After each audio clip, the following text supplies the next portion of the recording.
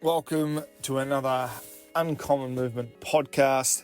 Today is a very different day.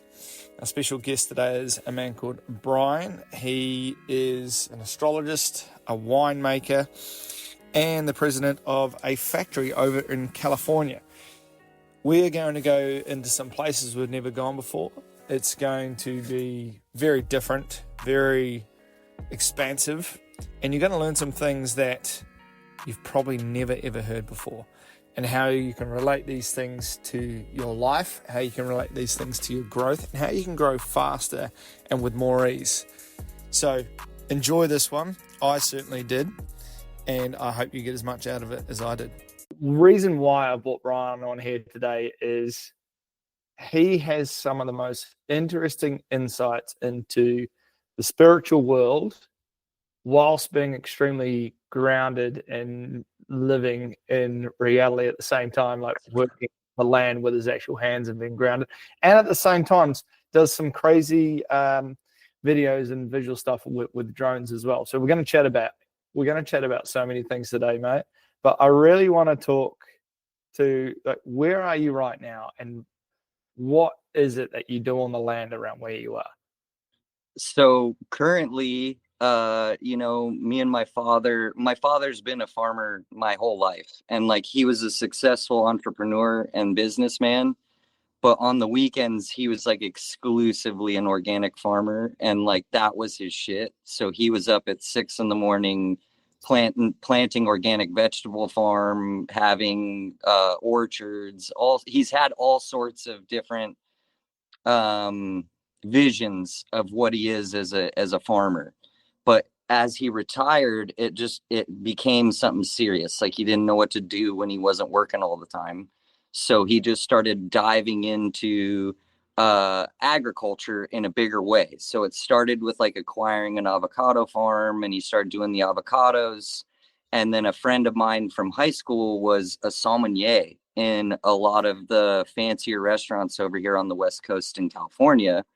And my friend was like, dude, no one's doing organic, fresh takes on wine. It's all old school, traditional, old world style wine. So Napa and Sonoma are doing wine in a French style or wine in an Italian style. And he was like, why don't we kind of do our own angle, go organic? There's some wine country that's close to us, but it's kind of considered B grade. Not too many people are commuting for it. It's like if you're a local, you go there, but we're not known.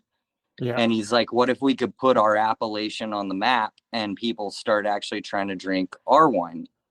And so then we just started in. And kind of when my dad starts with anything, it kind of gets out of control really fast. And so now we have about 40 acres of planted varietals, and they're all Rhone varietals, so southern France, or Italian varietals that are on a similar latitude to the latitude I'm on here in Southern California. So I'm not having to try to grow Merlot or try to grow Cabernet. Syrah, Grenache, Mourvedre, they want to grow here, and I just step back. And so we started that kind of around, like, I'd probably say 2016. It started getting serious. Right. How long you were planting the vines at that time, or they were already in? It started as we'd go to neighbors and harvest their grapes and make wine in the garage and see if it was edible. Yeah. And after a few successful missions of doing that, it became real serious that we needed our own grapes and our own quality control. That's amazing. That is amazing. So then we acquired more property, started planting vines when my daughter was born in like 2016, 2017. Right. And then by the time the lockdowns happened, we already had our own vintages in bottles. Oh. So then it became, how do we go legal? And so we jumped through all the bullshit hoops to become legal drug dealers. And now a lot of fancy restaurants around here pour my wine, and we're in a few grocery stores. We're trying to get in a few different like wine stores. I don't know if you have Total Wine where you are, but it's pretty much like a really big store just full of everybody's wine. And so we're trying to get in there. And so that's kind of been my dad's retirement passion project. And it dovetails with my interests because after my, I've had many spiritual awakenings. But after one of them, I got really into astrology. And so the next jump from being an organic farm to like the next levels, going Rudolf Steiner style and going biodynamic. And then you're essentially doing astrology for plants. And so it just made my astrology obsession pick up steam. And I'd be telling the guys, oh, like, you can't harvest, the moon's waning. And they'd be like, what are you talking about? I'm like, don't worry about it. Like, well, I'll tell you when to harvest. And so now we've started, putting some of those processes in what we do. And I think it all has effects. Whenever you consciously do anything, it has effects on the end product. I guess that's the hard piece, right? Because energy goes where energy flows where attention is, right? So, okay, I'm putting my conscious effort in here, and so it's hard for things not to change just from that. But if you noticed from the let's encompass that in biodynamics, organic to that, and using astrology, have you noticed anything? Have you noticed any ease and grace that falls with it? And have you noticed any change in the product itself? If anything, I would say I'm seeing changes in myself. Cool. We're gonna dive into that. I wanna have a bit more time with this wine first, because I think that's so interesting. Because I'm not a drinker, right? So I like drugs, but I don't like alcohol. And so makes sense. I very rarely partake. And when I do, it's like I'm tasting things to make sure what we're doing is sound and the flavors that we want are coming out. And that's the way I drink wine, opposed to trying to catch a buzz. Yeah. And so I feel like everything we've made in this current format has been pleasing to the palate for sure. And then the ease and grace aspect is just you're going with the flow of what wants to happen anyways. And you're no longer caught up in your mental of how you expect it should go or what would look like if it was good, shall we say. It's more like, no, it's just going to go how it goes. And if you play by ear and respond to what's being requested, you'll be ready.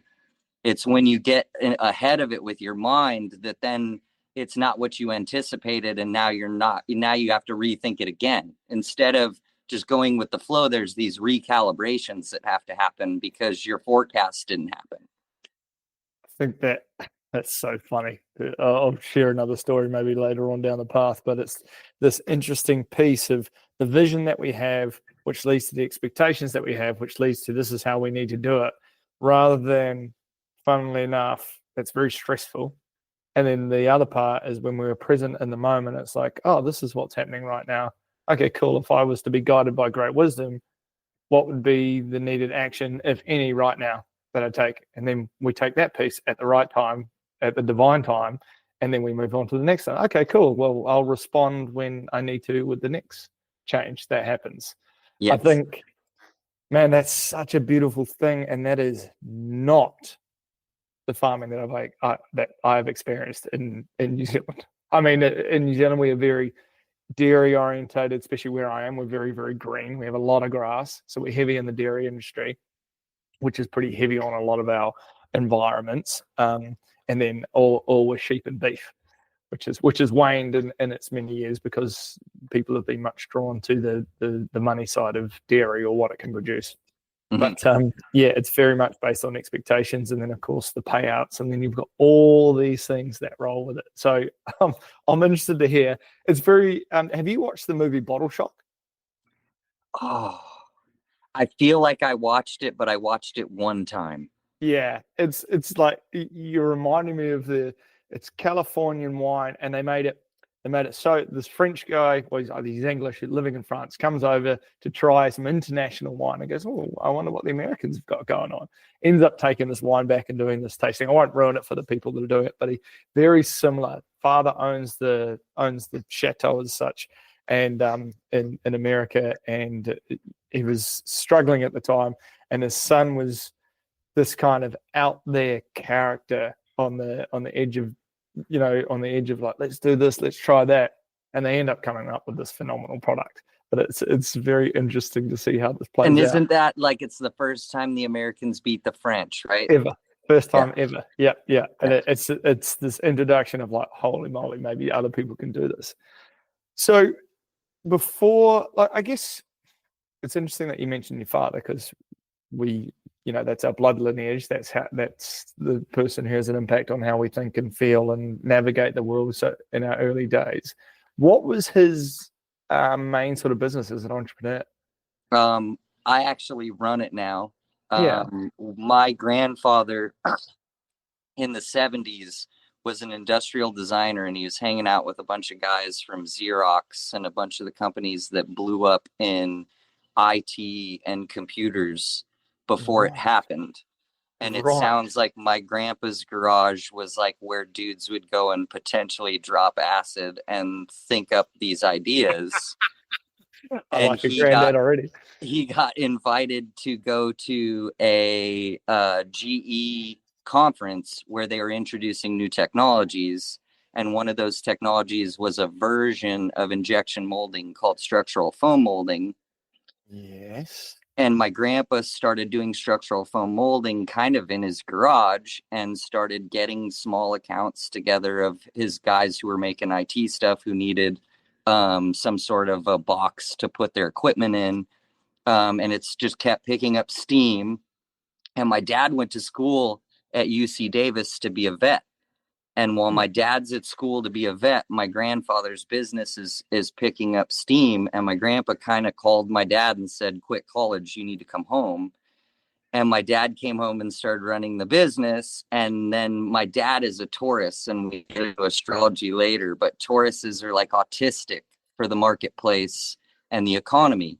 So my grandpa was a Libra. So he's an idea man, a designer, a starter. And then my dad's the fixed earth sign who's like, no, wait, I can make money out of this. And so he made the company successful, moved it from, it was in Long Beach at its birth. He moved it inland and got a bigger facility, more equipment. And then, paid my way through life and made it so I was never thinking about the economies of things. And so it's been my only real job. Like I worked at a Kentucky Fried Chicken for a while. I worked in construction for a while. But for the most part, I've worked at that factory. And now when I retired him, I became president. And that was about 6 years ago. Wow. And so how much, I guess, being a president of the company, how much time do you have to come back onto the farm? Not very much. Like I would tell you that my participation in farming has to do with the timing of things, because I know the astrology part. Yeah. And then I developed a real cannabis habit in high school through my 20s. And I don't know if you know, but in California, Humboldt and Mendocino are in Northern California, and those are the famous places to go smoke weed. Okay. And so in the fall, after I graduated, I would always go up north and smoke with the farmers and smoke with the real guys who were smoking. And they were always impressed that I could be like, that's sour diesel, that's Kush, that's green crack. And they'd be like, how do you know that? Like, only guys who grew up here know that. And I'm like, I don't know. They tell me the names, I smell them. And I just started doing that. And it all swapped over into wine. And so now I can smell wine and taste wine, and my sommelier buddy will be like, dude, that's crazy. Like, you shouldn't, how are you trained in that? And it's because I trained in cannabis. And so I'm the taste maker and the smell maker for the guys who are doing it. And then also I like the winemaking aspect. So in harvest season, I enjoy participating in the pick and seeing the fruit. It's kind of like the celebration. Yeah, right. Exactly. It's really a lot of fun to be in the vineyard with everybody and going, holy shit, look at this cluster, bro. And like, everybody's like, yeah. And so I like that part, and I like turning it into wine. But as far as the day-to-day of farming goes, it's my dad and his crew. Cool. Okay. Wow. So you just, It's almost like you're the oversight and go, here's the timings, guys. This is what we're going to kind of be working with. Yes. And how's your dad, I guess, taken to that and because often it's the other way down, right? We get wisdom from the top. Father's older, he tells us how it's going to be, and we go and do that. Your dad's obviously had some experience in business, so probably sees a lot of wisdom everywhere. But how's your dad taken to this idea? Because my son's crazy. Like, he's into this star shit. Like, what are we doing here? How has that gone down? It's been super funny because when I first started intuiting all of this, I was woo-woo and I was crazy and I took too many psychedelics and I'm cracked. Yeah. And I'm schizophrenic with religious undertones, right? But then I started being able to call things for real. And so he had always thought I was a conspiracy theorist. And then we're rolling into COVID and I'm telling him how it's going to go and I'm right. And then, right. And so you can only deal with so many of those situations where I told him about Bitcoin when it was $3, right? And I was cracked and crazy. And so he's having to, now I'm almost watching him have the existential situation of, your son's kind of been telling you the truth about it, a lot of this for about 15 years. And he maybe couldn't articulate it from like a Western perspective without bad language and without woo-woo feelings about things. Yeah. But he's been right. And then I've really noticed him take a step back as far as running our business, because he is a much more traditional 80s, 90s business person. Yeah. And I'm going, I don't know, man, I drive shit by feel. And that really made him scared initially. But now he's going, the guy ran the company through COVID. A lot of our competitors lost their business in that time. He's still making it so I can play this game over here because, I'm paying him retirement that makes it so he's got pockets full of cash to pay people and keep doing his dream. And so I think now, even though he doesn't necessarily understand everything I'm saying, there's mutual respect. And so then he has to consider what I have to say. That's amazing, because that is I'll use the derogatory term, but the boomers, right? Right, they get a lot of flack for not being open to the next generation's crazy ideas and things like that, and rightfully so. Like, they've grown up in a world that was pretty damn straight, so it's a hard nut to crack. So I'm actually really impressed with your dad. That's awesome. That's really awesome. I feel like out of the boomer class, he's definitely more open. Yeah, that's impressive. I want to go back to kind of, what were you like as a kid? An attention whore and an adrenaline junkie. What did you do for those two things? I would, if you were asked, I'd be like the class clown of a lot of situations, like the talkative kid in class, kind of just living in my mental. And then at home, I always liked race cars, always liked go-karts, always liked dirt bikes. And then that's been kind of the segue into being the FPV pilot, because I don't want to sacrifice my body, but I still want the adrenaline of maybe like a crash in an FPV quad feels like I crashed a real thing, and I might destroy something that costs money. And so it still triggers those same feelings, but I can do it without worrying about being hurt. And then I can still keep up with my kids and my life.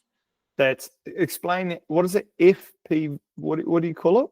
It's first person view. So I'm wearing goggles that let me see through the camera in the quad.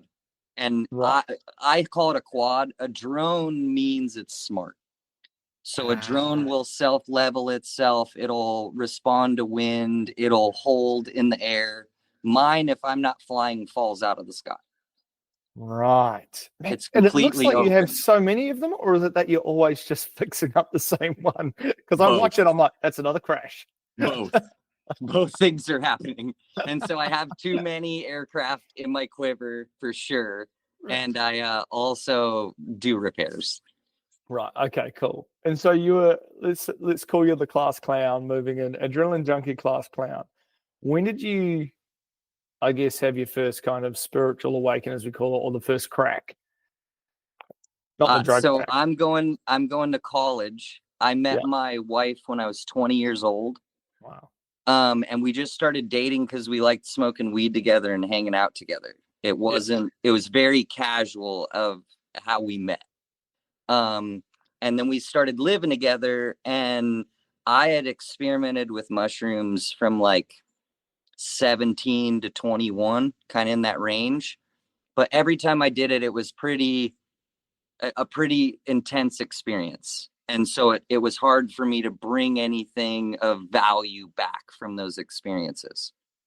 And my wife had less experience. So she was kind of always trolling me, like, come on, let's eat mushrooms again. Come on, let's eat mushrooms again.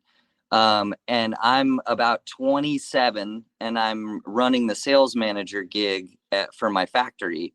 And so there's just a lot of stress, dude. I'm having a hard time going to bed. On the weekends, I'm stressing out about the week. During the week, I'm stressing out about what calls are going to come up the next day, what customer's going to be hitting me up, what are they mad about today, sort of thing. Yeah.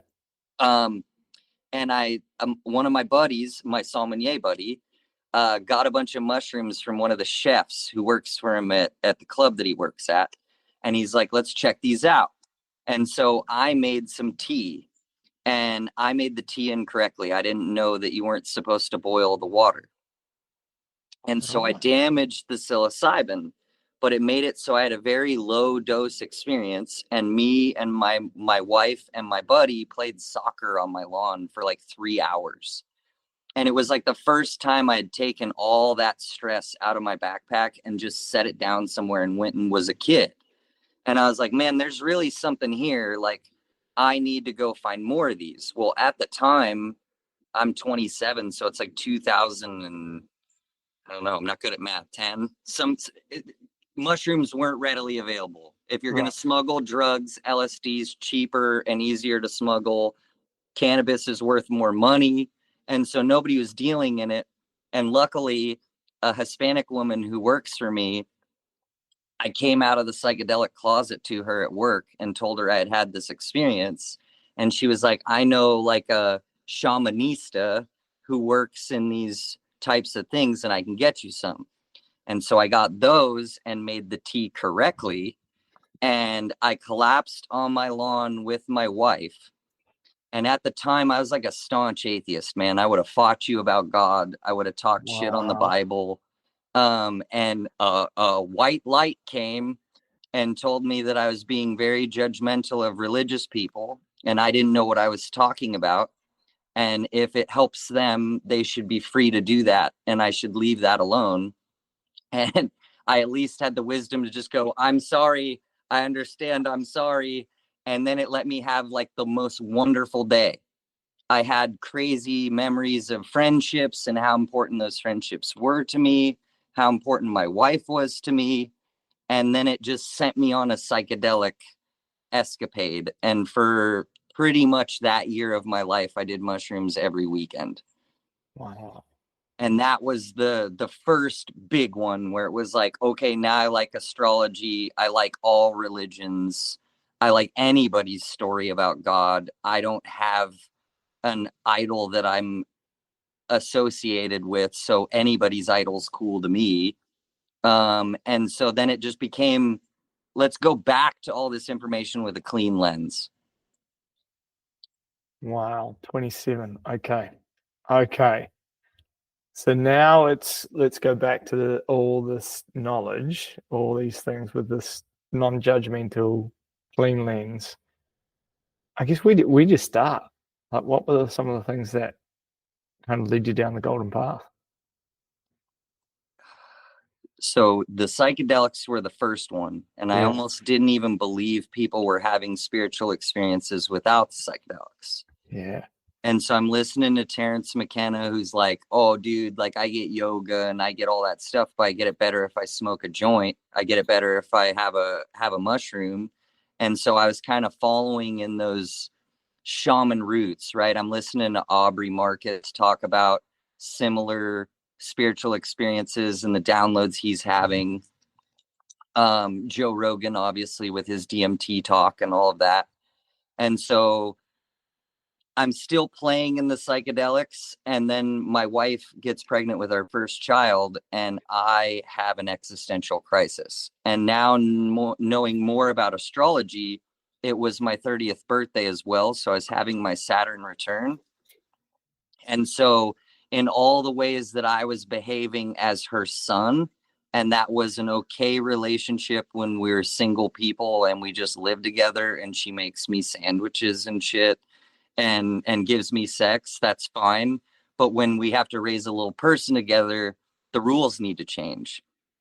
And she didn't really know how to articulate that, and I didn't really know what was happening to me. And then there's part of me that was feeling guilty that I'm making your pregnancy and our daughter being born about my fucking like mental breakdown.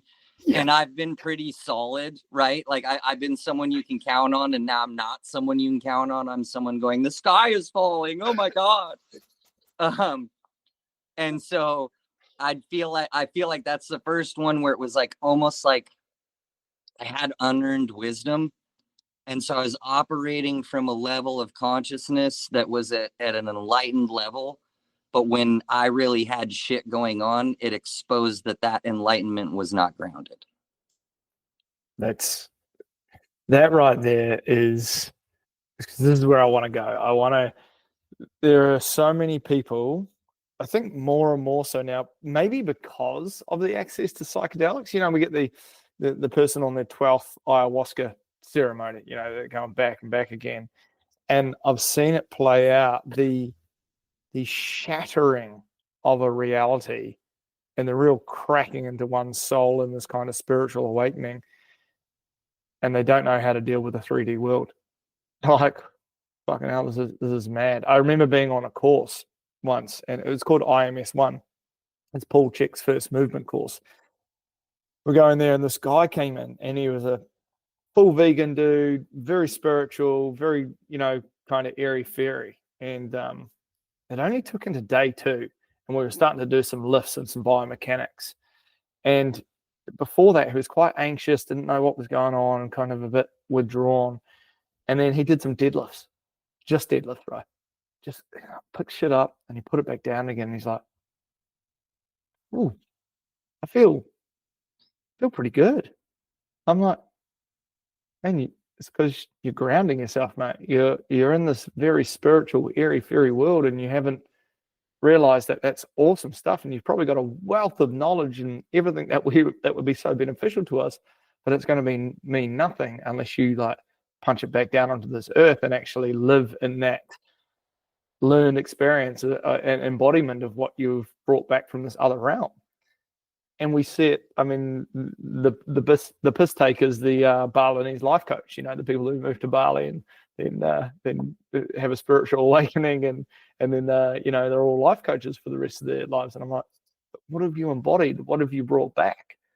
And so I really want to understand, what was the process of, you've had this experience, you're having this existential crisis. Finally, you mentioned 30 because that was a funny time for me as well. You got this child coming to the world. So you got 9 months to get your shit together, basically.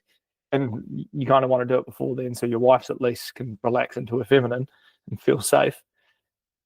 How did you go about grounding all the stuff that was coming into you? It was unconscious, right? And so it was all unconscious, and I did what I thought I needed to do, right? So mimic your father, mimic other fathers you respect, reach out to them, then realize that the fathers you respect, they aren't necessarily anything outside yourself. So if they're doing it, you got this, sort of thing. But it was very unconscious. And so I'm reaching out to the fathers that I know for their piece. And I remember I called my mechanic crying on the phone, and he's like, "Dude, you're having a baby. That's awesome. Like, it's the best." And he has 3 kids. He's got 2 twins and a son. And he's like, "Dude, it's the best. Like, you're going to love it. I know you're going to love it. Like, fucking relax." But there was pretty much nothing anyone could do, including myself, until my daughter arrived. Wow. And then my daughter arriving was a very grounding experience. Like, first holding her, first driving her home from the hospital, figuring out what that all looked like and what my new day-to-day looked like. But there was still definite resistance to it. There was parts of my identity that still wanted to be my wife's son. There's parts of my identity that still wanted it to be the Bryan show. Like I mentioned, I was a attention whore, and now nobody gives a fuck to see Bryan. They want to see your daughter Charlie. And so that took some getting used to, and I think it's why there's such a gap between my firstborn and my son. There's 4 years there, because that was my unconscious calibration. Wow. And I remember there was a moment where, like, my wife's wanting to have another kid, and it's almost like at that time I'm humoring her and saying, like, yeah, we could do that, but it's not grounded internally. It's me telling her what she wants to hear. And one day we were out in the car and I'm just like, no, let's have another kid. And it was like, I wanted to have another kid. It wasn't, I'm telling you what you need to hear to love me and to be open with me. I'm on board now. And we had like a renaissance of our relationship, making that boy. And then that boy was born at my house, and Wow. I delivered him in Wow. 2020 during the lockdowns. Wow. And that changed everything. I was smoking weed because it was Easter weekend. So I'm smoking pot, playing Fallout, dude. And my midwife had just told me, like, oh no, you're fine. You're not going to have the baby. You got to probably another couple days. And my daughter comes down and she's like, Mom's water broke, dude. And I have to run upstairs and deliver my boy. And dude, after that, it was like, not only was my son born, but I was reborn. That's an initiation, eh? That right there is an initiation. 4. It's amazing that we, when we spoke at our last event, it was, well, we call it a retreat. It's not really a retreat. A reclamation is more of a better word. But whether I have this belief is that it was done strategically, but this removal of elders from our world, and like you said, you're calling these fathers up, going, fuck, like, surely someone's got something for me that is going to make me feel at ease. And all these things should have happened years before for us men. Years before we would have had someone, not the pregnancy part, but the initiations into the concept that we are everything, that we are all of it, that we have the knowledge inside of us. Not just the initiation, though, the elders to then ground our integration through the next process. It's like, okay, cool. Now you've had the initiation. Let me help you ground this awareness that you've got and thread it throughout your life.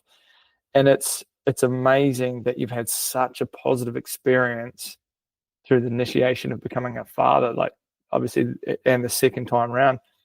That's not true for a lot of people. A lot of people come into it anxious, and then it's just like sprinkling freaking petrol on the fire.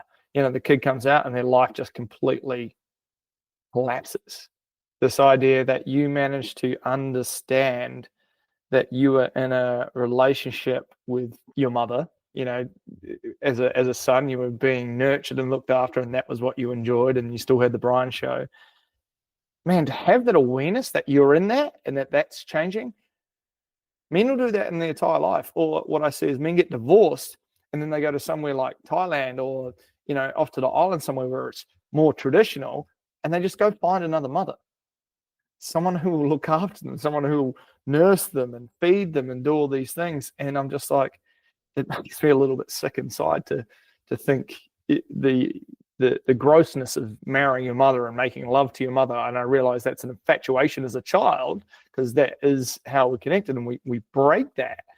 But it's amazing, like really amazing. And many guys might not understand how amazing it is that you put those dots together yourself and went through that initiation yourself and then did the integration as well. Well, I would say that a lot of those realizations were unconscious, and I kicked and screamed in resistance for, it seems like, probably years. Yeah. And as I've collected more knowledge and understood myself more, I've been able to articulate it better and understand it better for myself, which then helps me in now, Yeah. right? Understanding my story better helps me understand my present.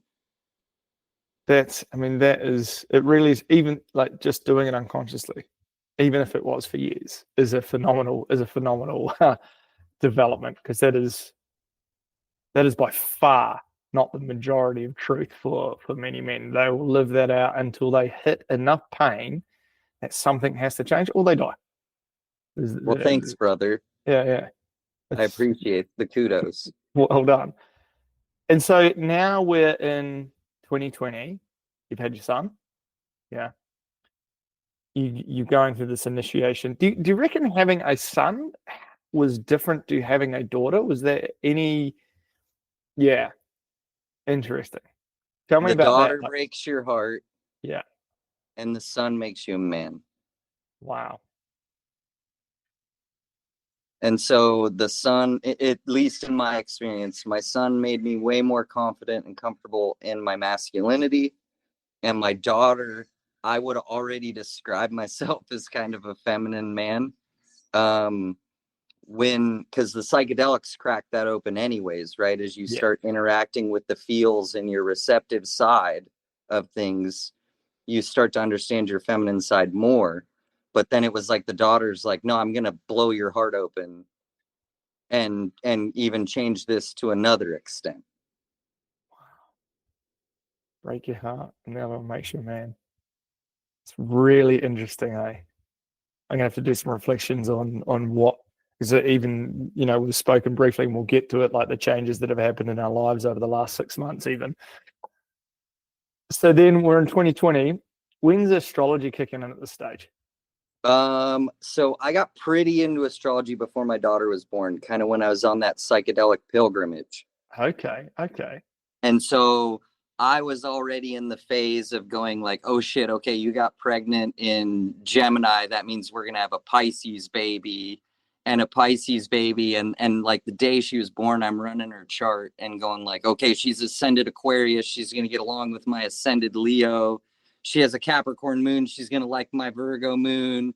And just like comparing her chart to my wife's chart and my chart and seeing how they would either butt heads or be nice matches. And so that had already kind of taken off. And so I can't help but see everything in the world now through the astrology lens. Yeah. I would say that it's like my accepted, just kind of like holistic view of the world. Mm-hmm. And so I would describe the day in astrological terms. So the spring is sunrise, summer is daytime, fall is sunset, winter is night. And so the characteristics of all those archetypes are going to show up in the daytime, and then they're also going to show up in the yearly cycle. It's just two separate cycles. One's a 24-hour cycle, one's a 360-degree cycle. But you're going to see all the archetypes come up the same because it all has to do with how the sun is refracting light. And so, in the way that I know how an Aries is going to behave, an Aries is the start of spring. So that's like 6 a.m. to 8 a.m. I know I'm not going to see a sunset at 6 a.m. That's not woo woo, it's Yeah. facts. I'm not going to see Aquarius at noon. That's Cancer time. I'm not going to see Aquarius. It's not going to happen. Aquarius is at 3 a.m. What And do you mean so by that? What can you explain that a bit more for me so I can understand? So I'm going to give credit to Santos Bonacci. He taught me astrology. Okay. Not personally, but I Yeah. found his YouTube. Uh, so he would say that in the same way that we have solstices and equinoxes, Mm-hmm. okay? The equinoxes would be 6 a.m. and 6 p.m. Okay. Because at 6 a.m. and 6 p.m., you have equal times light and dark. Then the solstices are going to be noon because it's the most daylight, and then midnight because there's no daylight. Right. Okay. And so when you start understanding that pattern, then you can start applying that pattern to the day. So astrology, you get 30 days per zodiac sign. But if I convert that to a 24-hour cycle, it's 2 hours per sign. So 6 to 8 is Aries, 8 to 10 is Taurus, 10 to noon is Gemini, noon to 2 is Cancer, 2 to 4 is Leo, 4 to 6 is Virgo. And then it even follows a pattern. So Aries is seen as an athletic sign. Most people work out from 6 to 8 in the morning. Taurus is the eater. They're seen as the mouth. You eat breakfast at 8 to 10. Gemini's the talker. That's when you're first getting in the office, you're getting a second cup of coffee and kind of bullshitting with the people in your cubie. Leo is 2 to 4. That's traditionally when a lot of cultures take a nap. It's a cat nap. Yeah, siesta. Virgo, my guy right here, he's the belly, and that's 4 to 6. That's when a lot of people eat dinner. Man. Scorpio time is 8 to 10. You're going to try to get laid. And so there's just these really simple ways of understanding your day. And then the other part I was trying to tell you is Aries, by definition, is a sign of the morning, a sign of the start of something. So you're not going to anticipate seeing the end of something at that time. Wow. You're going to be starting something at that time. And when you start really understanding how all that works, then you understand that the opposite of that sign is where the shadow would be cast. So if there's an Aries standing here and the sun is here, the shadow is going to be on Libra because Libra is the Aries' opposite sign. Wow. So Aries has to integrate the characteristics of a Libra to be its full expression, or it will project Libra shit all over everyone and say that it's that other person, when really it's just your shadow projecting and leaking all over the environment. That is phenomenal. That right there. Wow. Okay. Wow. So then you can look at the aspects of Libra, reflect on that within yourself and go, cool, where is this shining? Where is my shadow right now? Well, this is my shadow right now. It's these things. How do I bring them into the light and not And so project them? I'm a Scorpio, so my shadow casts in Taurus. My father's Taurus and my wife are Taurus because I guess I just went for it. Yes. I want a double dose, baby. Like, let's double down on this. Like, if we're going to learn, we're going to learn fast and we're going to learn in the fire. Yeah, I guess. Wow. And so when they say, like, when two different signs don't get along, is it quite often because one is the shadow of the other? If the other person is unconscious. If you're unconscious, you're going to be saying that shadow's not me. That's all the things I'm not. That's all the things I don't like. And then that tends to be triggering stuff in another person. Where if you're more integrated and more conscious, you'll see that person's good at your weaknesses. Oh, wow. This is amazing. It's amazing because of over it's probably the last 9 months to a year. It's really interesting. It's funny, I had this conversation with somebody today. When you're surviving, Mm-hmm. the number one problem is to survive. So other problems in the world just aren't problems, right? They're just, you don't talk about what's in the news. You don't talk about, because there's no time for that shit. I'm too busy trying to survive.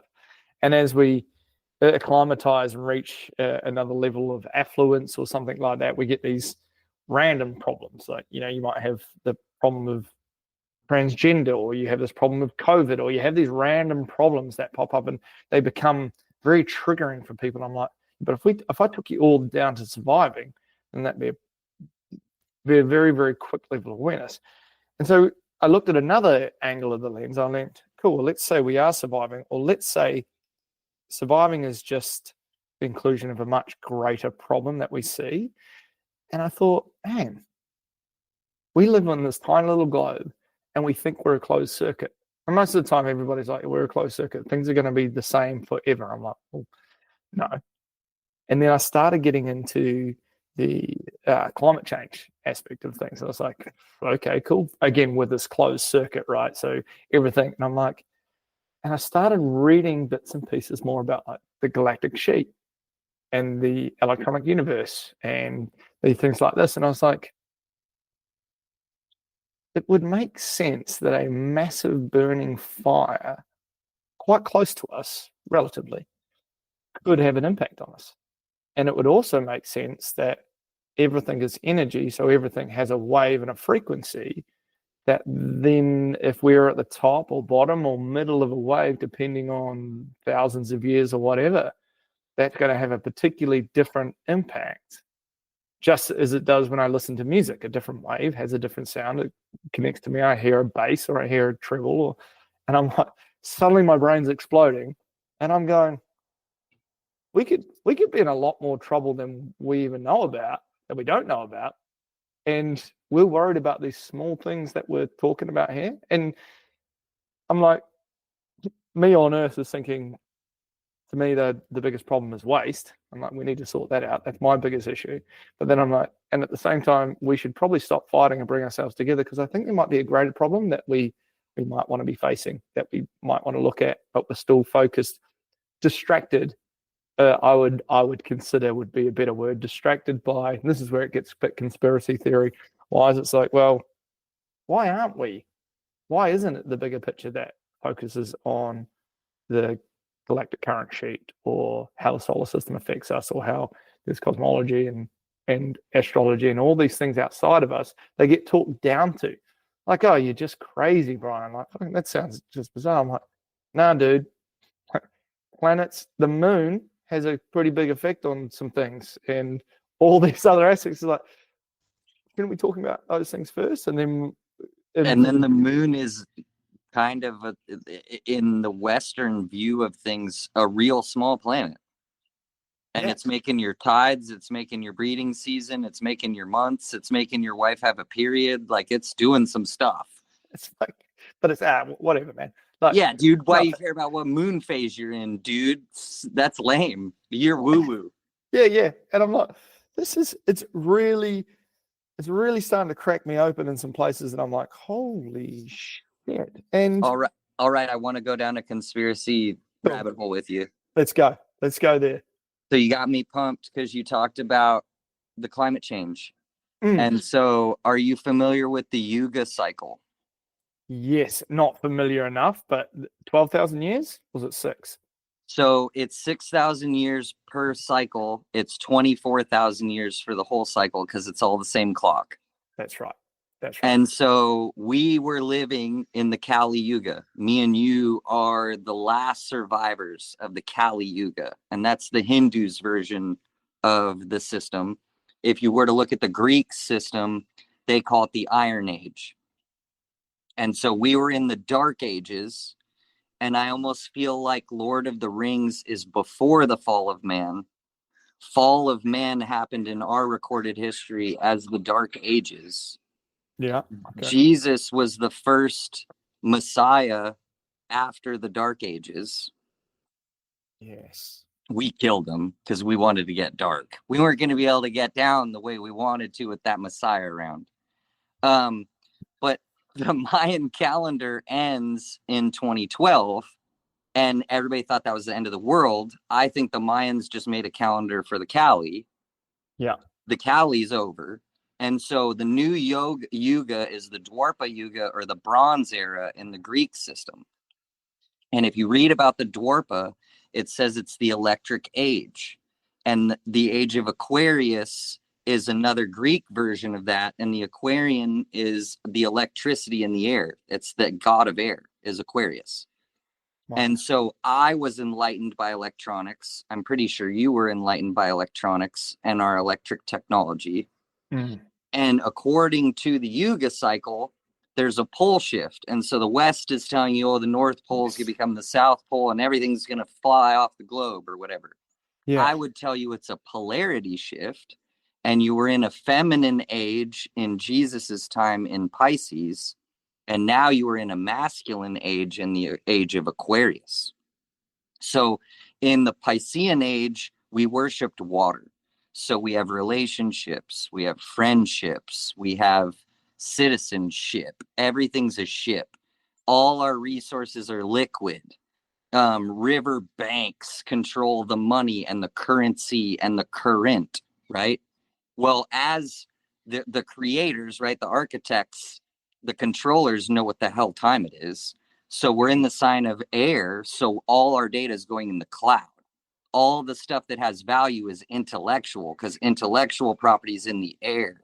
All the money's going to blockchain because that's electronic and that's intellectual property and that's the air.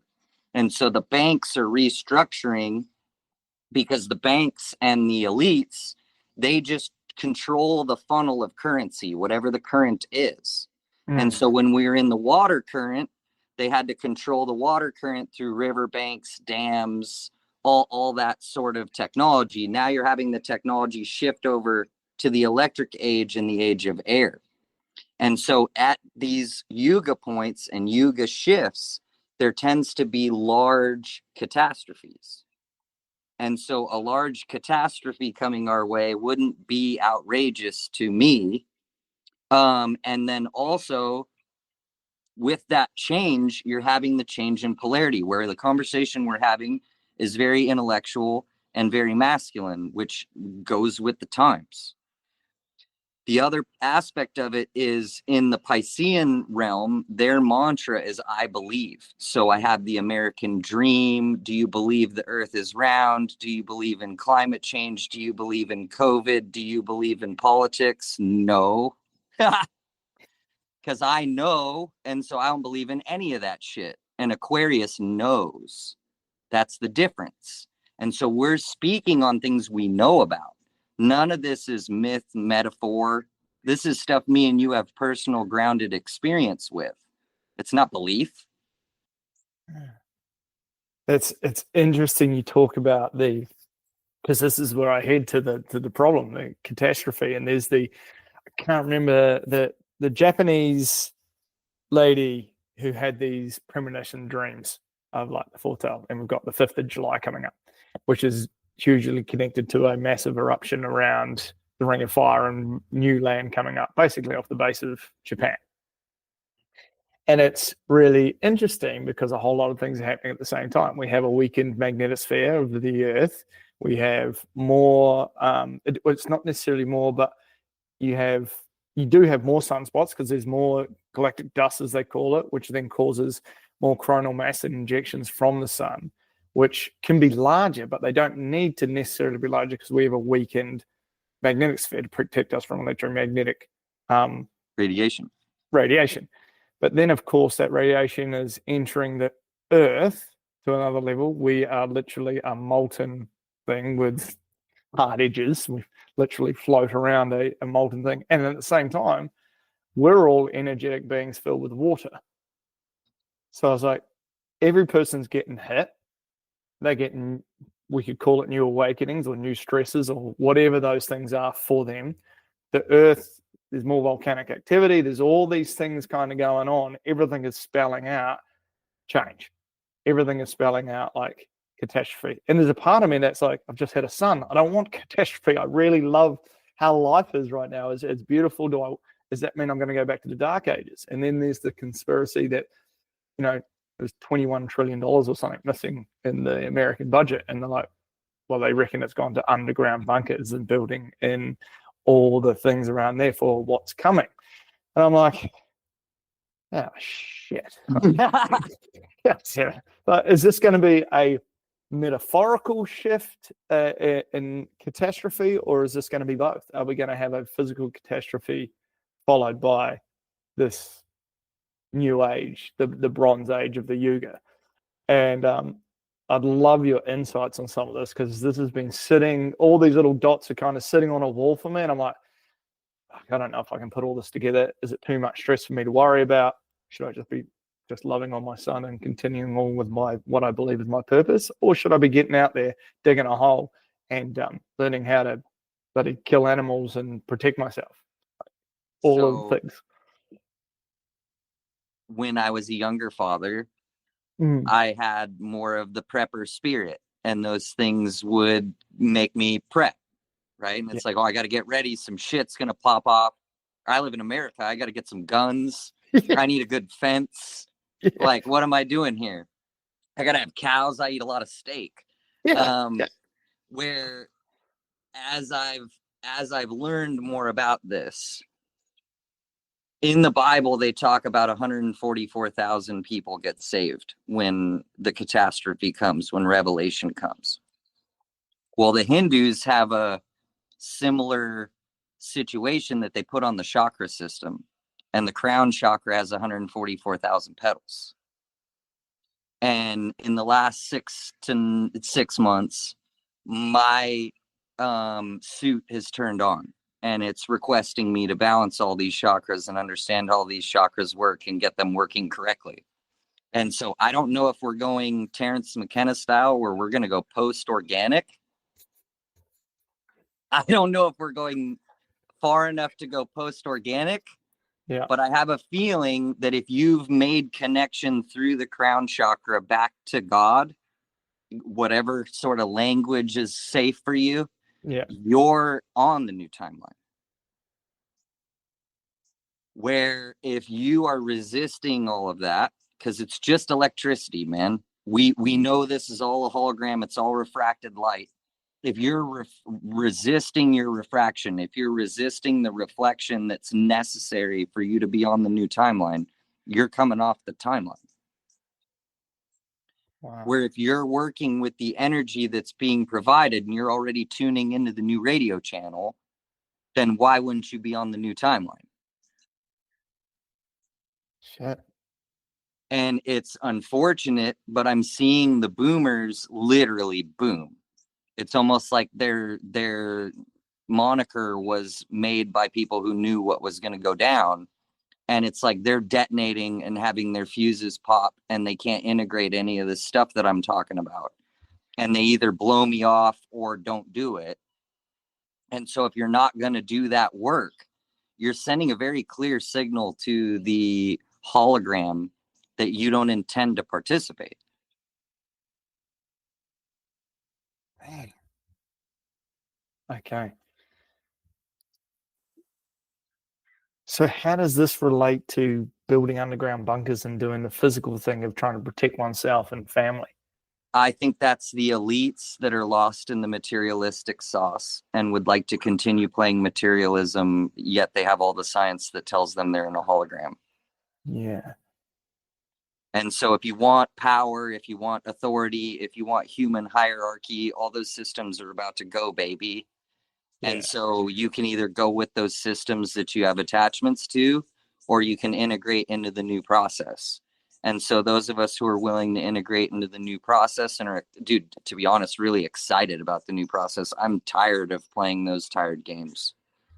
And so, Heavy games, heavy energy, slow, cumbersome, well, it's lacking. from the Iron Ages, right? And so all those things were created during the Dark Ages, and even the religions that are still on in the hologram are from old ages. So the Abrahamic traditions are all of the time of Aries 4,000 years ago. Aries is a war planet, a war sign, the masculine aspects of Mars.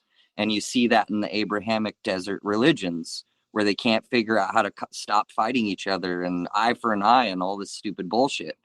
And then you get the Piscean version, which is the Jesus version, which is compassion for all. It's okay, just turn the other cheek. No, it's not. It's not Yeah. okay to get slapped. Like, what are you talking about? And so, yeah, you have these old ideologies that are hanging on, trying to pull themselves into present day, and they're 4,000 years old. No wonder you're having problems. What if you're using a 4,000-year-old anything? It doesn't. You don't have a phone. You don't have a car. You don't have farming practices. You don't have any modern shit. If you take an ideology from that time and try to apply it to now, but that's what they're doing with their religions. And so, if you're clinging, and the religion of kind of our generation is capitalism, democracy. Those are old, tired mechanisms that worked for their time, but they're old, tired mechanisms. And so we only get the communism, right? That can be your uh choice. communism or capitalism, Coke or Pepsi, red or blue. And you're like, well, it's kind of more sophisticated than that, man. We're kind of pretty sophisticated. I don't think we got to boil it down to that. But as long as we're still boiling it down to that, you're probably getting gone with the rapture. Okay, so we're shifting into the age of Aquarius? You're in the age of Aquarius, and you're in the lots of different interpretations of the yugas. They say that there's like kind of a break between yugas where there's like a 600-year period or some shit of all the shakeup that's required to go from the Kali Yuga to the Dwapara Yuga. But then I've seen other interpretations where they're like, no, you're going straight to a golden age. You're in a weird opportunity to just go to Satya Yuga, which that's the highest yuga in the yogic traditions, the Hindu traditions, or the golden age in the Greek traditions. And I started cracking up because Daddy Trump started talking about the golden age and all the Republicans. And it just had me cracking up because he's talking to a bunch of Christian Republicans and he's telling them super weird shit because according to the Christians, Jesus is going to return and they all get saved. And I don't necessarily have that opinion on it. Yeah. Man, is he that smart or is he just talking old school? I think he's probably way smarter than we give him credit for. Yeah. He's just also an egotistical narcissist, right? And so he's really intelligent, but he's also a kind of a dickhead. I love it. Oh, mate, this is just kind of blowing the top off me quite a bit and actually invigorated some things in me as well. Of like, I had this conversation with one of my mentors yesterday, and I've always tried to work out like what is my story. I wonder what the journey's been like. When I look at it, I've been very blessed, and I've 99.9% of the time I've been a very, very happy man and had wonderful people in my life, friends and family and loved ones. And I was like, most of the people who get into my space of mentoring have gone through some giant level of suffering and processes and things and have come to this space because of that. I never came to this space because of that. I just loved being really happy. And I was like, how do I figure out all the things of why I'm so happy? And then just put them into models so other people can really enjoy this level of happiness. Mm-hmm. And that was probably that, and that led me to business, which then threw me into some fires and some like, fucking hell, I've got to learn some shit here. There's a little bit of suffering here. And I went through about 6 years ago, I started my process into the very esoteric side of education and learning. And I went through those codes that I showed you on the wall. I went through what's called the Master's Way. Those were channeled through a lady called Ishtar. And I spent 3 years kind of in this process and, you know, with my expectations, my ego, if I do this work, I'll make more money or things will change and business will take off and blah, blah, blah. And I was like, there's this real beautiful feminine part. But I stayed in that for a long period of time and nothing much changed in life. I was like, yeah, I kind of know more about myself and I certainly know more about my wounds and where I project from and where I, you know, try to build from. And then what I realized is how much I was out of my masculine, which is the creation and the driving and the you know, actually grounding things into place. And then when literally in the last 6 months has just been this beautiful like link of coming together. I'm like, wow, the things that I've understood and never been able to articulate on both sides of the fence have really started to peel together.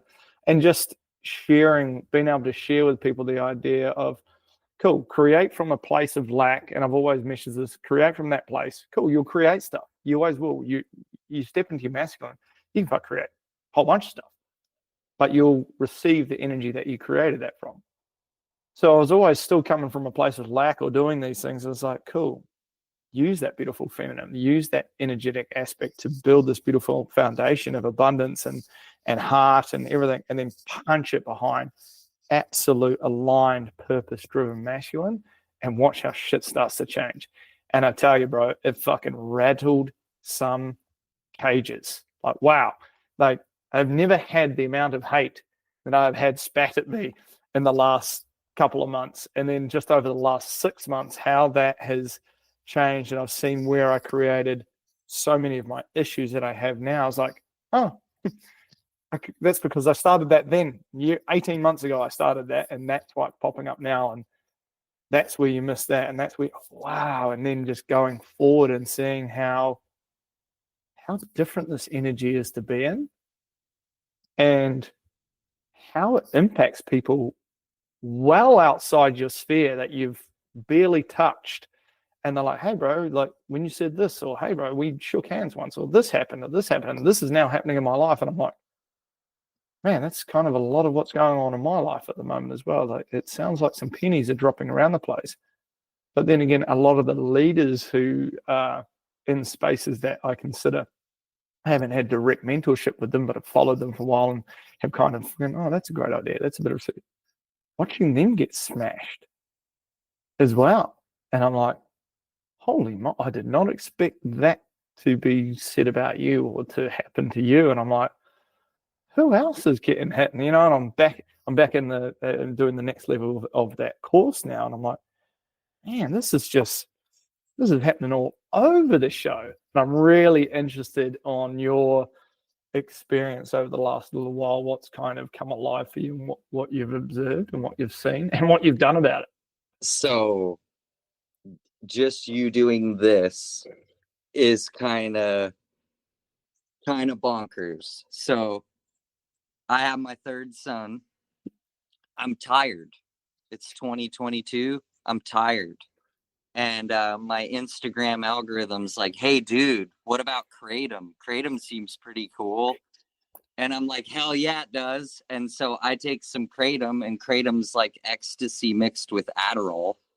And so I'm going around doing everything I need to do, kind of becoming like a superstar. It's like locking me into the energy I want. I'm doing okay at work. I'm doing okay as a dad. If I'm coming home tired, I chug some Kratom and I go play with the kids. Shit is good until shit's not good, because you're doing too much of the green dragon. And so I hurt myself. And 2024, I was an opium addict who was tired, shot, still drinking the Kratom, not having the good effects. If anything, it was superpowering me being in a bad mood, me being resistant, me not wanting to do what I have to do. And so in January, I just had a real come to Jesus meeting with myself. I'm really good at discipline when I decide to. Yeah. And so I just quit Kratom cold turkey. And so the first quarter moon, in a quarter moon's the half moon, if you were to look at it. Okay. So the moon tells you where you are in the month. The new moon's the first day of the month. The half moon's a quarter of the month. The full moon's half the month. The next quarter moon's 3/4 of the month. And then the new moon starts the next month. And that's how a Muslim 13-month moon calendar works. Right. And so the first quarter comes, and January is Capricorn, and Capricorn balances itself against Cancer. So Capricorn's the marketplace, your work ethic, how you make stuff. Cancer's your family life.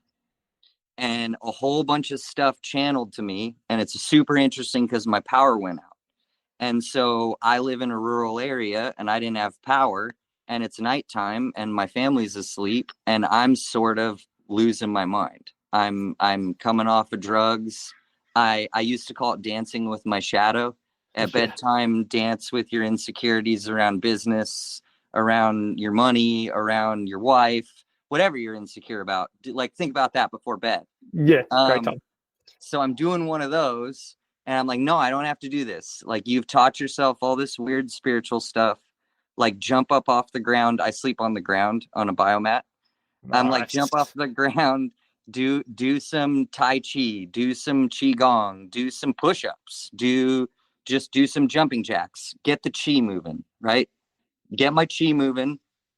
And I dive into my chakra system. And at the time, it was like my heart chakra was the cherry on top. That was a place I could get to for reprieve, for gratitude, for feelings of wholeness, these sorts of things.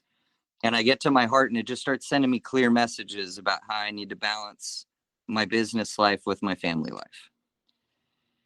And it was so profound that the next day, dude, I woke up just like on fire. Like how they say that people are on fire for the Lord.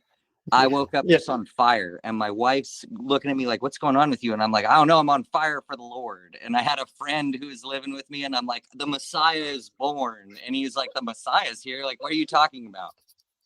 And it just kept giving me messages till the full moon. And then it would stop, and it would let me integrate all those messages. And then February comes, and I brought my kids to Disneyland. I had a trade show in Anaheim. And so I'm doing the trade show in Anaheim. My wife brings the kids to Disney. I'm like, I'll walk over there from the trade show and I'll come find you guys at Disneyland. I'm walking, dude. I'm miserable, right? I'm coming off drugs still. And I'm like, I'm going to do Kratom as one last hurrah. I'm going to blow the doors out and go to Disneyland. So I drink the Kratom and I do a walking meditation the whole way to Disneyland. And I get in my heart chakra. And Disneyland's kind of a trap for me, dude. It's really easy to start meditating with the rest of the dads about how we're wasting all our money and we're eating Nestle garbage and you shouldn't even be eating this. And then it's $14. And now I'm going to buy a Chinese slave shop stuffed animal. Like, this is all driving me crazy. And somehow I was able to go in the frequency of all the children having a Disney day. And so I'm walking into Disneyland by myself, dude, literally like shedding tears of joy.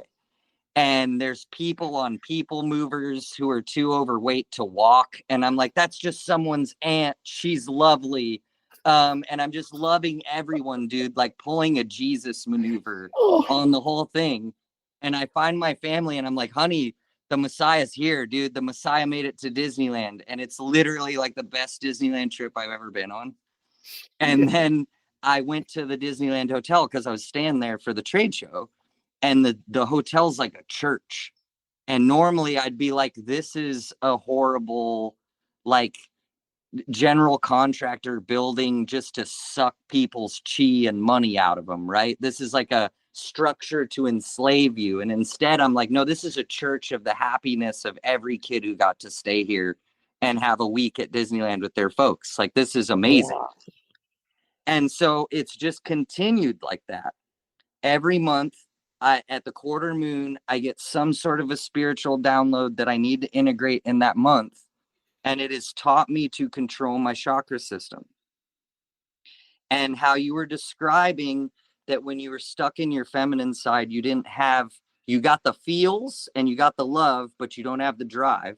When you're in your masculine side, it's just a doer. He's just a doer. There's no meaning. You're just a printer. Who cares why I'm even fucking doing it? Yeah. If you marry these two pieces, your passion tells you why you're doing what you're doing. And now it's a completed circuit and you're fulfilled. Oh. Your work is fulfilling you. Your work is feeding you. Your work, all of it just becomes, and it's something that I can't even remember what Aubrey Marcus podcast I was listening to, but one of the guests was saying, like, as you approach the real alignment, all of life is erotic. And it's because everything here is erotic. The ground is negatively charged. The air is positively charged. They're just rubbing on each other, right? The whole thing is sex. And so you can make your whole creative life and constructive life into that same exercise if you know what you're doing energetically. And so I had a similar situation where I'd turned on my negative and I was stuck in my feminine side because a lot of my quote unquote powers are my feminine side, my intuition, my foresight, my third eye, all of that stuck in my feminine channels. So that I liked those superpowers. I'm constantly smoking cannabis, which is a feminine plant, getting into my feminine side. And the relationships that I had built in that feminine side, when I aligned the deal, all of them are mad at me. All of them are mad at me. So I worked with a guru for a few years who's an excellent guy. He sent me a bunch of stuff about what an ugly narcissistic asshole I am. And my business partner who I'm working on with this vineyard, has sent me some shit that I'm just an asshole. And my mechanic that I've worked with for 15 years is moving, and we're parting ways. And so a lot of my masculine partnerships are breaking up right now. And they're breaking up in, and then the funny part is all of this work that I've done over the last 7 months is me integrating my shadow.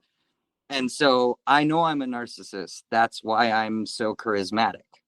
I Yeah. know I'm self-serving. That's why I can have a family and I can support my father and I can have a factory that employs 100 people. If I don't think this much of myself, I can't get that much. And It's just, so keeping it in balance where I tell my wife, I try to make sure that the higher table is making the decisions. If my solar plexus is being informed by my root and my sacral chakra, I'm going to manipulate people for the things that I want. yeah, Where if my solar plexus is under the authority of my heart chakra, I'm going to do the best for all. The me flips over into we when you cross the threshold in your heart chakra. And then it's about how can I make the furthest impact rather than an impact for myself. mate, you have just, the relationships that I made when I was in my feminine, how they have shattered Blown up. integrating the masculine. Shattered. The arrogance of me, the manipulator, the narcissist. I'm like, yeah, man, I am all of those things. And I'm still integrating because I still feel the trigger piece to it, and working with the mother wound at the moment, the matriarchal mother wound, and seeing the beautiful manipulation of the mothers, and trying to wedge between the father and the son, and like all these things, and just seeing how it play out, so I can own that part, and looking at the manipulator and being like, yeah, I use story for teaching. That Well, is and then the manipulation. manipulator part makes you a good teacher. It's a superpower. Now, if I Yep. use it to feed my own lust and my own greed and my own desires, then yeah, I'm an asshole. And I've done Yep. that before. 100%. Yeah, 100% have definitely but done that. but now I'm not unconscious, and so I can own that, and then I can go, oh no, like my manipulator ability is what makes it so I can articulate esoteric weird shit and make it palatable to a normie. Yes. Nailed it. And that's why I have that. And so I had to figure it out, and I figured it out by burning some people, including myself. But it's valuable now that it's in action. Yeah.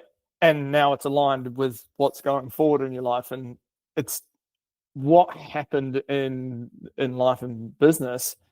Once those things had been destroyed, everything started taking off. Everything started taking off. It's been a crazy couple of weeks. Yesterday I had one of my best days, let go of being busy, stepped into my zone of genius, and I couldn't hold myself back of expressing to a couple of people of like what I created. And I'm like, I think I know I've just birthed one of the best masculine balanced programs that I could have ever created, like ever. And it's just got me so excited. I'm like, I need to just empty out my calendar. I got to let this shit just keep channeling in, because it's just it's coming in at such a rate. And I must admit, it's where the beautiful thing of technology is. Like, you've got AI now, so everything that comes in, I'm like, oh, format that for me. Like, yeah, cool. Okay, cool. All right, beautiful. Right, here's what it looks like in my mind. Can you put that into a piece of paper? And it's like, I can. Sure. Yeah. I'm like, it's amazing how fast you can create things now. Like, Yeah. because like the electrical, it was really interesting. You talked about the air and the electronic era, and it's like, wow, you can manifest things very, very fast. Well, and that's the thing, right? Coming out of thin air.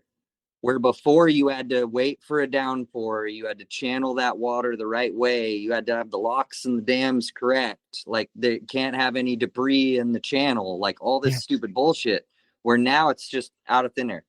I need it out of thin air. Yeah, like that.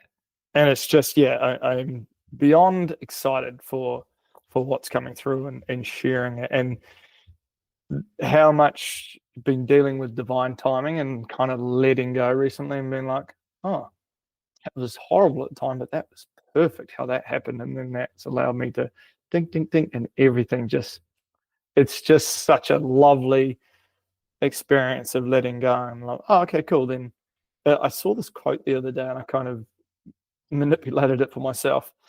There's always three answers to a prayer. Yes, yes, but not right now. Yes, but I have something else in mind.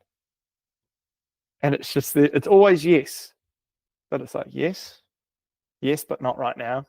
Yes, but I had something else in mind. And I'm like, wow. Every time I think of that and I just let go to this idea, it's like, yep, but not right now. Oh, okay, sweet. Yeah. Yes, but I've got something else in mind. Oh, I'm excited for what that something else is because I know it would have been better than what I could have come up with. And dude, that was the thing that I started noticing, that what I was asking for, I'd ask for abundance and I'd get an abundance of mess. I'd get an abundance of problems. I'd get an abundance of something. And when I initially started it, it's like, no, just keep it general. Like, you don't want to get something too specific. And then it's like, well, you weren't specific enough, bro. So we just sent abundance. That's what you asked for. And they always say yes. That's the other part that people don't understand. If you're like, oh, of course this was going to happen to me, and the only way it could be worse is if this happens, the universe is like, boom, baby, happening. And you're all, what the fuck? And it's because the universe is funny. And so when you understand the universe is funny, your reaction of laughing at the curse came right when you asked is the correct answer. And then the universe will start working with you. But if you get more pissed off, the universe is like, oh, we didn't do it for him yet. Throw something else at him. And you're only asking for problems. So more of that shit's coming down the pipe. Until it's funny. Rowan Atkinson goes, I think he quoted Charlie Chaplin, life in close-up is all suffering, but life from, I can't remember what it is in filming, life from the long lens, basically life from afar, is a complete comedy.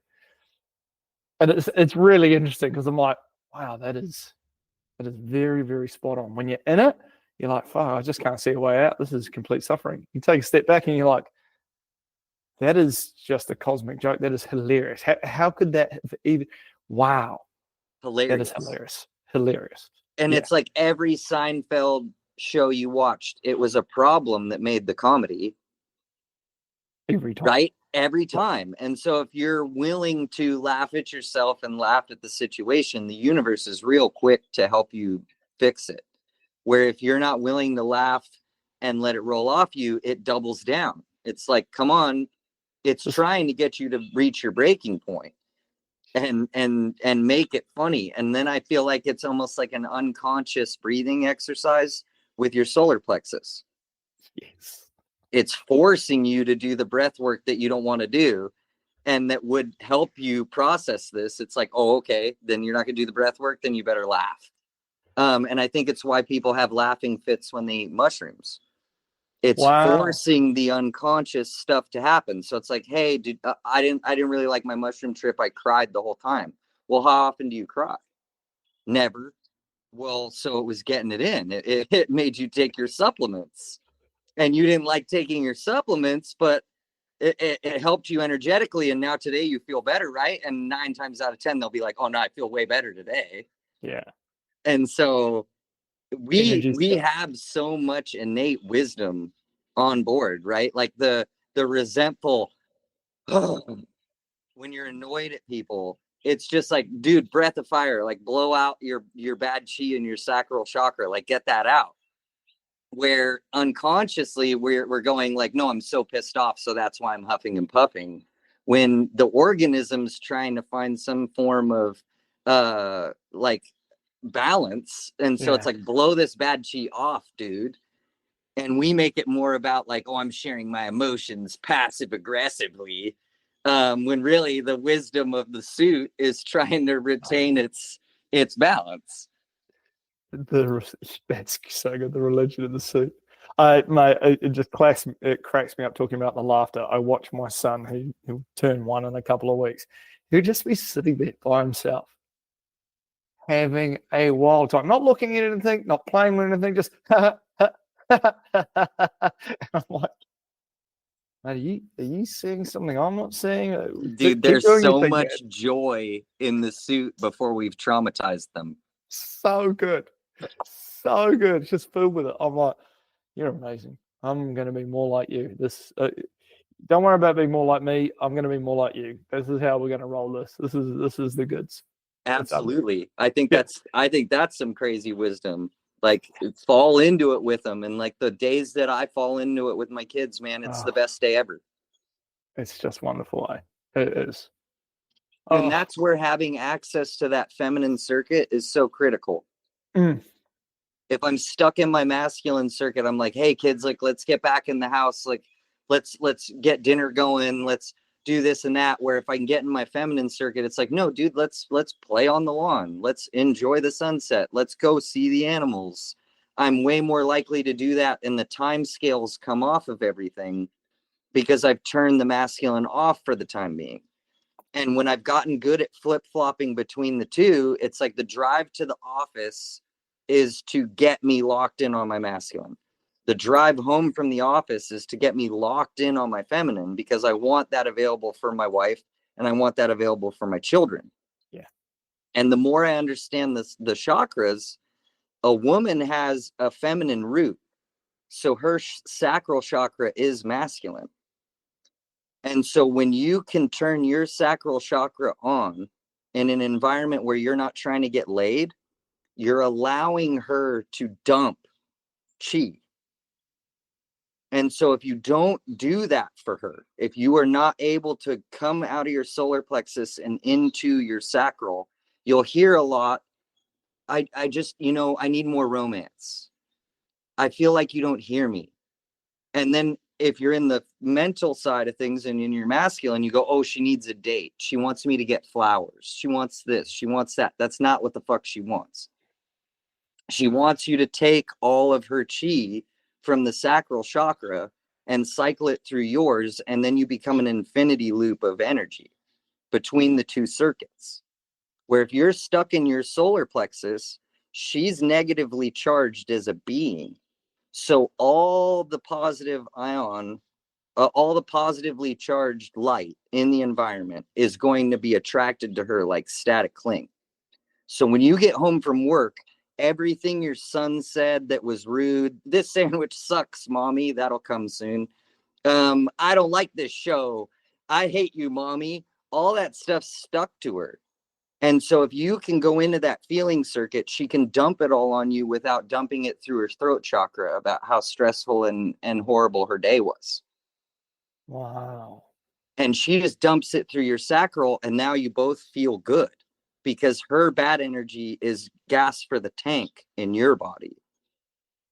Wow. And so I probably have to draw something up and share it with you. Yeah. Because when you understand the stack of the chakras, me and you have a masculine root chakra. So our sacral chakra is feminine. And when I have channeled my sacral chakra, she told me she's like a nymphomaniac teenager. Wow. And I'm like, okay, that makes a lot of sense. And as I've activated this in my wife, she has a nymphomaniac teenage boy. Wow. Where when you're out of polarity, you're coming to her in your masculine, in your solar plexus, and you're not, the energy exchange is not correct. And so that's the okay, you've probably had the experience when you go have sex and then you just want to go to sleep. Yeah. That's that you had backward sex. When you leave that experience, you should be charged up and extra mental. Yeah. Like you should be like, oh shit, like I just got struck with all sorts of ideas, all sorts of energy. Like you should reduce her stress. She needs to eat and go to sleep. And now you're animated. Wow, that is not what you hear in society. I know. And so I had to go into Tantra and Tantra traditions to figure out what the hell I was doing, because I kept having this experience. And now it's like 2 a.m. and I'm supposed to go to work the next day, but I'm just up having philosophical thoughts and drawing sacred geometry. And she's like passed out on the couch, but I'm all activated now. And so I started to notice that it was a relationship to how my chakras were operating. And so if I'm making my sacral chakra masculine, we didn't even go into this, but I had been told in high school that I had irritable bowel syndrome. And essentially what that meant was if I got excited, I was going to have diarrhea. And so that was excitement because I'm excited or excitement because I'm anxious. Didn't really matter. Either way, it was going to express itself in the same way. And so I started figuring out that the key to having that go away was sacral chakra management. And so I knew that the sacral chakra was negative. So I'd take my positive hand and I'd put it on my tummy, and I'd take my negative hand and put it on the back side of that.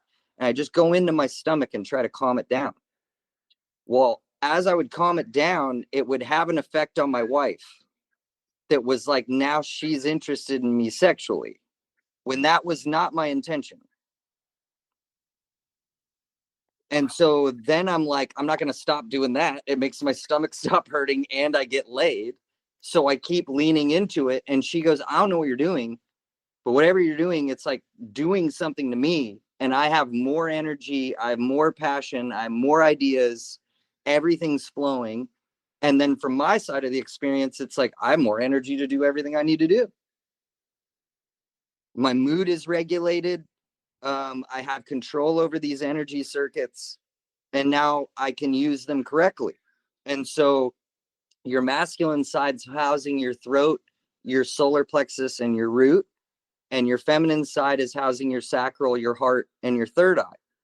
And that's why people, when they have tantric sex practices, they tend to have psychic visions and shit, because you're turning on that feminine channel.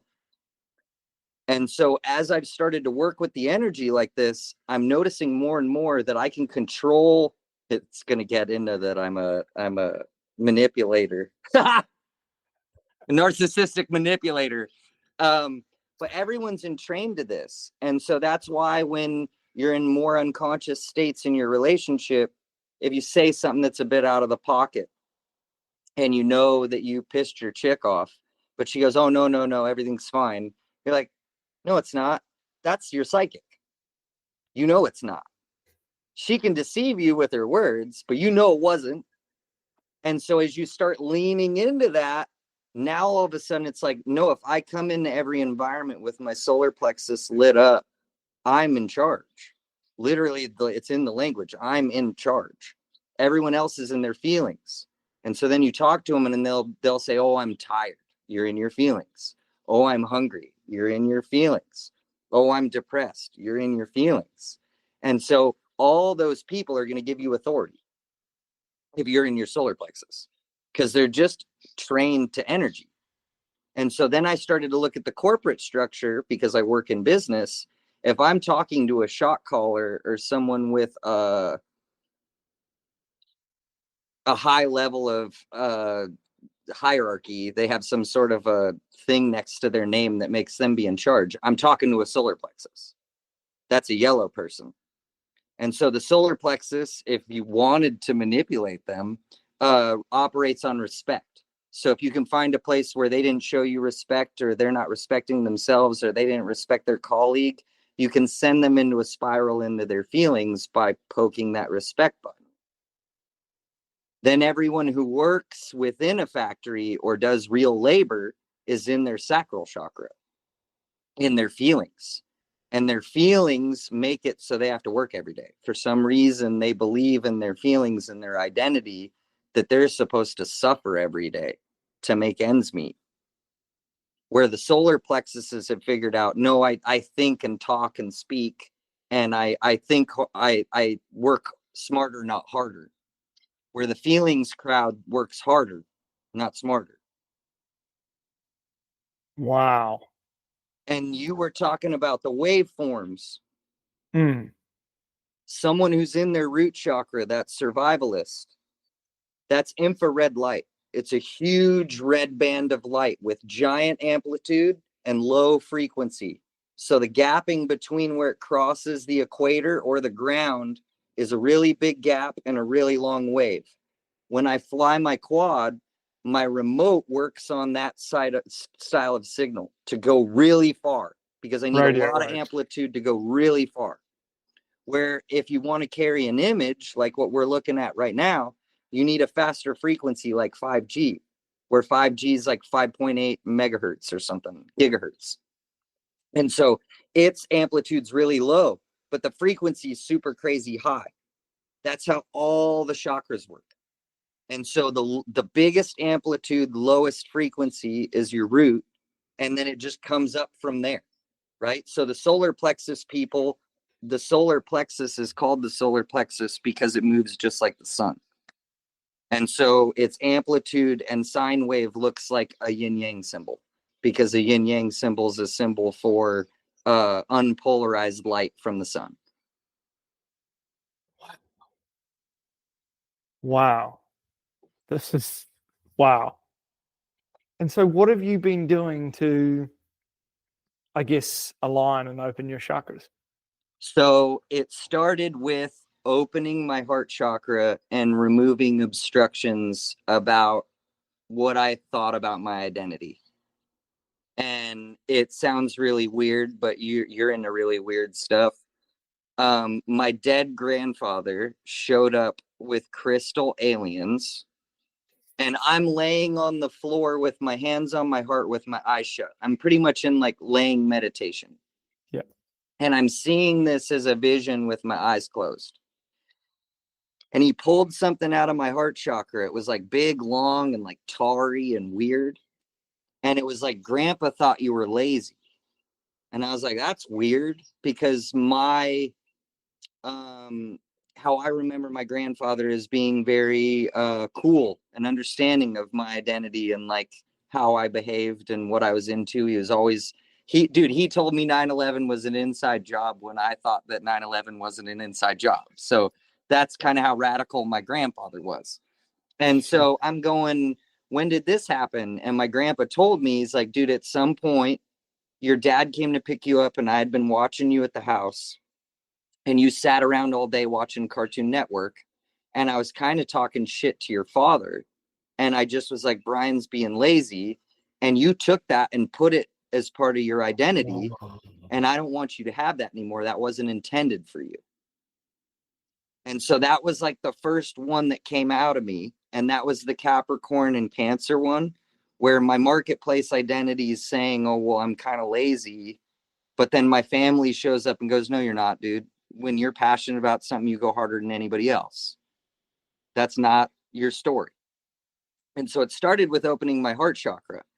And so I opened my heart chakra. I'm getting more mobility in the system. It's like my OEM setup from God was I got my Manipura, which is your solar plexus, and my sacral chakra. So I can be a pervert and I can go get what I need. But I didn't have the rest of the system on board. And the only other times I turned the system on was through taking different types of chi medicine. So ecstasy precursors, cannabis, mushrooms would turn these systems on, and I would have interactions with them, but I totally thought it was spiritual and outside my reach as a sober guy. So starts clearing the heart, start clearing out the heart, start realizing that you can birth shit out of you that doesn't need to be in you. So I go into my solar plexus as my next escapade, and the solar plexus pretty much told me it's a warrior, and whatever it shows up for, we're going to do it. And the reason it fails is because the others don't show up. And it's like, it's because the sacral chakra won't show up and come with me. It's like, I'm the disciplined one. I show up no matter what, but that's when you turn into the printer and there's no meaning in any of it. And he's like, we always win, but if there's a team, it's more fun. There's a celebration afterwards. There's attaboys. There's high fives. If I do it alone, that's when you got that payday and it didn't hit. That's when you got that that big account you wanted, and it lasted for 5 minutes. And so then it was like, okay, I got to go into my sacral. And because I'm a pervert and a Scorpio, I thought there was going to be nothing to be found there. Huh, what a crock. So going into my sacral, I meet that 14-year-old girl. And she's like, I'm the hottest girl in the room. I'm the reason why you're an attention whore. And then I realized I was in a competition with my wife. And when I go to a party, she's the hot bitch, not me. Yes. And I was jockeying around and dancing like a monkey for everybody's attention, so I wouldn't have to run up against competition for that hot girl. So, of course, that charismatic, cool guy with all the cool stuff to say has a hot girl with him, rather than just standing and let my hot girl talk for me. And so that was that opening and fixing the sacral, was saying, hey, dude, let her be the hot chick. She's your hot chick. And then I also told the sacral chakra, if you play ball more and let me be the charismatic, fun one, I'll get you laid more than you know what to do with. But if you throw a fit when I got to go to Disneyland and make me feel bad and make me not want to go and make me resist the whole thing, you're not getting laid after. If anything, you're just going to bed and you're tired because you spent all your money at Disneyland. And so working those 3 circuits was like the first quarter of the year. And now I'd say probably the last quarter has been working on the root. And I didn't even have a root going, dude, to be honest with you. I was not grounded. I just was really, really great at faking it. Yeah. And so when I went into the ground, I'm like, dude, what's going on? Why are you still presenting fear and anxiety? And it started with, well, we're scared mom's going to die. And there was like a big integration of the fear of my parents dying. And so I had to take ideas from the upper room, which is, man, nobody dies. It's all just energy. We're all together right now. You can't destroy energy. It just transforms. You have to understand that about yourself. We turn these cars in. We like these cars. We get nostalgic about these cars. We have huge attachments to these cars, but when they're broken down, we shouldn't expect people to live in them. We shouldn't, out of our own insecurity and our own attachment, ask people to suffer in suits that don't work. And so as I did that, I started to awaken and fix my root chakra. And now it's been a lot of discovery about the root chakra and how I'm noticing that most men in the environment have a false bottom, and their identities are built on that feminine circuit of the sacral chakra. And so if I get laid, I'm a good boy. I'm fulfilled. I'm happy. I'm a good boy. If women still flirt with me, I'm happy. I'm fulfilled. I'm a good boy. I'm a handsome boy. I make enough money. I'm a good boy. And so the fuck boy identity, all of these different identities, like the fuck boy is going, I've gotten so much response from all these different people. And so then when you interact with these people, right, all the people who threw gnarly shade at you over the last 6 months, they attacked your feeling circuit because they think that's where your castle's built. You're moving your castle to the root. You can't mess with the castle. It's the 3 pigs. Your house is built from straw. Your house is built from stone. If you ground it, your house is built from stone. Throw stones, dude. Like I didn't like seeing that stone. I didn't like being reminded of my glass house, but it also reminds me why I built a stone one.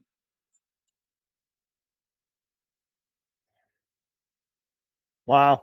That, mate, you've got all the things tying. I wish I could give everybody my brain right now and like all the conversations I've had recently and everything just tying in so perfectly, especially around like the matriarch, the good boy, how that plays out in society as we grow up. Like, hey, miss, can I please go to the bathroom? Yeah, okay, yeah. Hey, miss, we were brought up by the female. We were brought up by the feminine, and that became sacred. Like our mothers have been sacred. You can't, mum's perfect, and all this.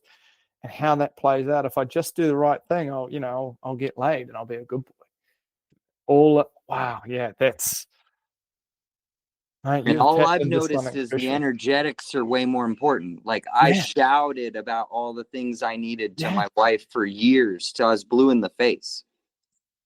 And when I went inside and just worked my own energy, now I'm that guy. I used to be the guy that couldn't figure out how to get laid and was coming home and just playing dad and going to work and getting money and doing that whole thing. And I think I'm a good boy, but I'm not getting any of the stuff that good boys get. And then I reorient the energy, and now I don't have to ask for what I need. She knows what I need, and vice versa. It's like open the whole channel up to where now my solar plexus is her solar plexus. So if you need me to do something, you don't have to remind me. It's already on board. We're already talking psychically. I remember we need dog food. Where before it's like, will you text me and remind me that I need to stop and get dog food on the way home from work? And then you Yeah. really didn't take it off her plate anyways. She's still fucking reminding you like her son. Oh, I'm excited to get into some work, eh? Dude, The real work. so it started as meditating, and the meditation was like kind of just a knockoff of like any general breathing exercise meditation. And I bought a book on Reiki for my wife. She had interest in Reiki, and my power was out. So I was looking in the Reiki book, hence putting my hands on my chakras. And then it was like I recognized that I had the ability to do Reiki on myself. And it was really profound and cool. And then it was like, man, I actually have some agency in here. I can actually like move some stuff around. And so then it just became, no, it's not a meditation. I'm doing like self-exploration. And then depending on what chakra I would interact with, the message would change. And so if I'm interacting with the heart chakra, it's all these concepts, holistic concepts of society, my greater family, the things I have gratitude for, all of this. If I go into the solar plexus, it's way more direct. These would be constructive moves for the warrior to take. If I would go into my sacral, it would give me reprieve from thought because that's how I'm feeling. So if I get out of my solar plexus, I don't have to have a racing mind. The solar plexus is the idea machine.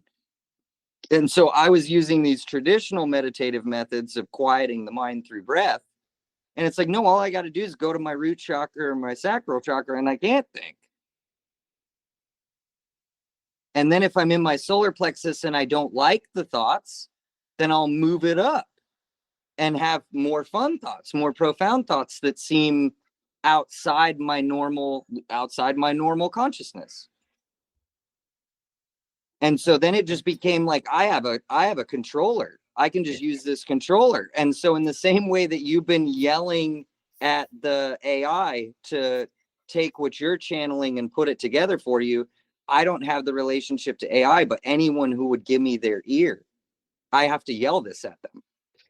And I'm like, no, dude, you don't understand. Like I'm interacting with my nervous system and I'm using it to run my body correctly. And it's not woo-woo. It's your nervous system. It's just for some reason, the Hindus and the Buddhists had the nervous system tech, and we called it religion because we've been exposed to Christianity and Catholicism and Judaism. It's really Kabbalah magic too. If you want to go look at Kabbalah magic, it's same. Just started looking into the Kabbalah Yeah, online. dude, get in there, bro. Holy shit. I'm like, wow. Okay. It's excellent. And then when you start utilizing it correctly, like I always would trip out that the black pillar in Freemasonry and in Kabbalah is the feminine pillar, and they put severity there. And as I've been a father, I've noticed why. Woman being severe tells you a bunch of stuff you don't really want to hear about yourself, but you probably should hear it. Where severity in a man is dangerous, it's violence. Yeah. And so it gives your wife the opportunity to discipline your son. And then you come in as the antidote. Yeah. 2, that he just got some from his mom. And your wife is a queen. She doesn't need you to support her in her violence. She needs you to support her son, who she was severe with. And then it offers this crazy balance back and forth of, we corrected the behavior, but then we put you back in your good vibe. You don't have to stick in this shit vibe all day because mom said some bad stuff to you. Where I feel like a lot of our generation has a lot of hang time from stressful scenarios because dad maybe backed up mom, or dad wasn't even there. So you're dealing with bad cop, or just bad All the cop. time. Wow. Oh, Bryan, this has been inspirational. This has Dude, been fantastic. Just for me personally, and from a selfish perspective, well, thank we you are very much. narcissistic egomaniacs. Well, it's a valid point. It's a very valid point. But I'm looking forward to this. I know it's going to be hard for a lot of guys to probably listen to. It's going to be a challenge. There's going to be ideas and things, but for the right people, this will hit. And thank you so much for sharing it, man. That was an unbelievable and wild ride with Bryan. Much appreciated him coming on. If you wish to experience deeper fulfillment, deeper intimacy in your relationships, and feel like you have an abundance of time, come join us in the School for Men, where we will take you through the sovereign path for men. It's an unbelievable space where you'll discover how you can develop more fulfillment in your life, how you can really connect in your romantic relationships, and how you can feel and find a place of peace and being in time. We'll see you there.